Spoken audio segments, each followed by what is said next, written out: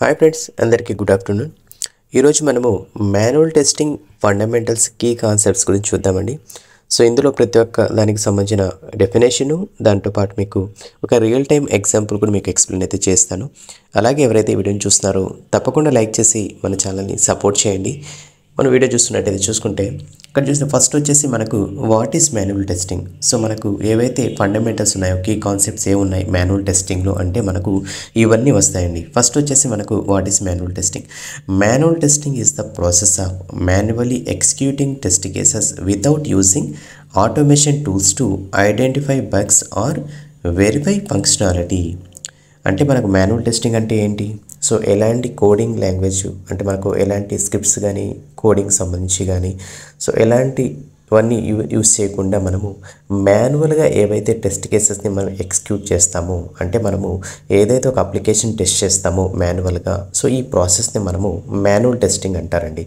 So మనకు manual testing separate, automation separate.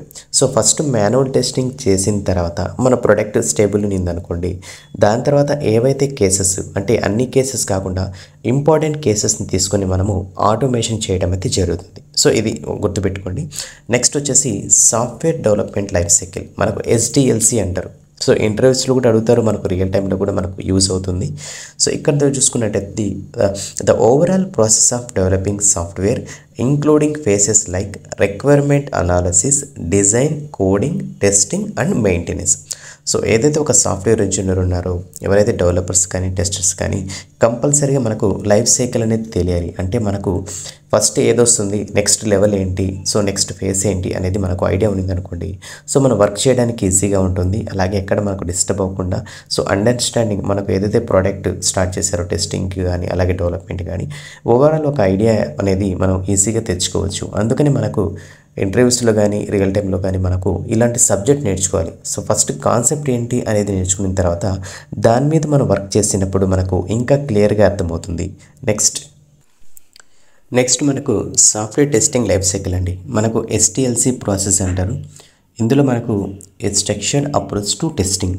So మనం testing ఏ విధంగా చేయాలి, సో దీనికి సంబంధించిన స్ట్రక్చర్ అండి.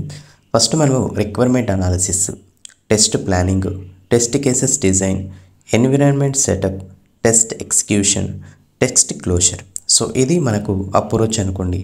సో దీన్ని ఫాలో చేసుకొని బేస్ చేసుకొని మనము టెస్టింగ్ అనేది పర్ఫామ్ చేస్తాం. రిక్వైర్మెంట్ అనాలిసిస్ అంటే ఏంటంటే ఏదైతే క్లయింట్ ఎక్స్పెక్ట్ చేస్తున్నారో, ఏదైతే క్లయింట్ మనకు ప్రాజెక్ట్ ఇచ్చారో ఆ ప్రాజెక్ట్కి సంబంధించిన ఓవరాల్ ఇన్ఫర్మేషన్ మనం అర్థం చేసుకోవాలి. అలాగే దానికి సంబంధించిన ఇన్ఫర్మేషన్ గ్యాదర్ చేసుకొని మనము సెటప్స్ కానీ టెస్ట్ కేసెస్ కానీ అన్నీ ప్రిపేర్ చేసుకోవాలి. నెక్స్ట్ టెస్ట్ ప్లానింగ్ అంటే ఇదే. సో ఏ విధంగా టెస్ట్ చేయాలి, ఎంతమంది ఇంజనీర్స్ ఉన్నారు, ఎలాంటి సెటప్ కావాలి, ఎలాంటి టెస్ట్ డేటా కావాలి అనేది మనము ప్రిపేర్ చేసుకోవాలి. Test cases design, so test కేసెస్ని మనం రాసుకుంటాం, స్టెప్ బై స్టెప్ రాసుకుంటాం. టెస్ట్ కేసెస్ అని, టెస్ట్ సినారియోస్ అని, ఫస్ట్ టెస్ట్ సినారియోస్ రాసుకున్న తర్వాత టెస్ట్ కేసెస్ని మనం రాసుకుంటాం. Next environment setup. సో ఈ టెస్ట్ కేసెస్ని మనం టెస్ట్ చేయాలంటే ఎలాంటి ఎన్విరాన్మెంట్స్ కావాలి, ఎలాంటి బ్రౌజర్స్ మనం సపోర్ట్ చేస్తాం అనేది ఒక సిస్టమ్ని రెడీ చేసుకుని మనము అందులో మనం టెస్ట్ కేసెస్ని ఎగ్జిక్యూట్ చేస్తాము. టెస్ట్ ఎగ్జిక్యూషన్ అంటే ఏవైతే మనం రాసుకున్నామో టెస్ట్ కేసెస్ అవి 1 by 1 ఎగ్జిక్యూట్ చేసుకుంటూ వస్తాం. సో అవి ప్రాపర్గా వర్క్ అవ్వలేదు అనుకోండి, అంటే మనము టెస్ట్ కేసెస్ అంటే ఒక లాగిన్ అప్లికేషన్ అనుకోండి, లాగిన్ అయిందనుకోండి, ఓకే అవ్వలేదు అనుకోండి, ఎందుకు అవ్వలేదు అనే దానికి సంబంధించిన ఒక బగ్ని క్రియేట్ చేస్తాం. ఆ బగ్ని క్రియేట్ చేసి ఆ డెవలపర్కి అసైన్ చేస్తాం. సో ఈ విధంగా మనము టెస్ట్ కేసెస్ని ఎగ్జిక్యూట్ చేస్తూ వెళ్తాము.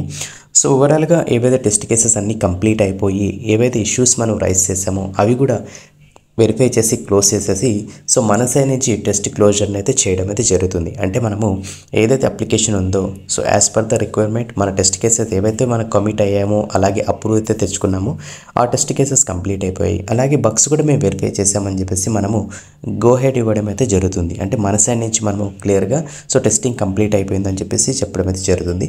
దాని తర్వాత ఆ ప్రోడక్ట్ని లైక్ ప్రొడక్షన్కి మూవ్ చేయడం కానీ అలాగే పబ్లిక్కి విజిబిలిటీ ఇవ్వడం కానీ జరుగుతుంది. సో ఈ విధంగా ఈ ప్రాసెస్ అని చేస్తారు. నెక్స్ట్ టైప్స్ ఆఫ్ టెస్టింగ్ గురించి మీరు వినే ఉంటారు.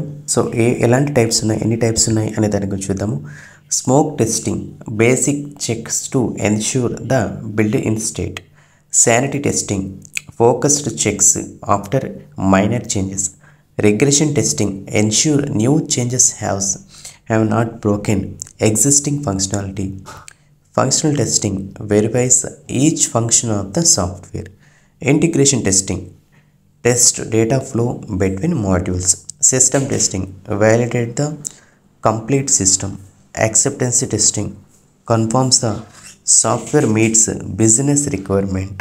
సో ఇది జనరల్గా మీకు అర్థమైంది అనుకుంటున్నాను. సో ఇంకా క్లియర్గా మీకు స్టెప్ బై స్టెప్ వీటికి సంబంధించిన ఇండివిజువల్ వీడియోస్ కూడా చేశానండి. సో అవి కూడా ఒకసారి చూడండి. సింపుల్గా చెప్పాలంటే ఏం లేదండి, మనకు టెస్టింగ్ చేసేటప్పుడు కొన్ని లెవెల్స్ అయితే టైప్స్ అయితే మనం ఫాలో అవుతాము.